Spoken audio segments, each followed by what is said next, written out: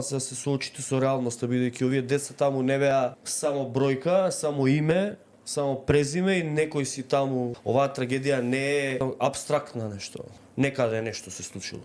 Не, тука се случи. И сите сме криви за тоа. Правната теорија на обвинителството со која што сака да го убеди јавноста дека тоа е вистинската и демек така ќе се дошло до правда, е причинско-последичната врска помеѓу некој си таму кој што издал дозвола која што важела 1 година и таа ја поврзува со оваа трагедија. Ако е така, тогаш причинско-последичната врска за оваа трагедија потекнува прво од народот, од општеството, од граѓаните кои што 35 години се однесуваат неодговорно, неемпатично, себично, алчно, општество водено од ниски страсти, од курч, од шалам. 35 години само од корупција вака директно стои нешто луѓе. И илјадници други кои што секојдневно го губат својот живот заради таа корупција. Се соочите со реалноста, бидејќи овие деца таму не беа само бројка, само име, само презиме и некој си таму деца на некого, некој си само млади. Оваа трагедија не е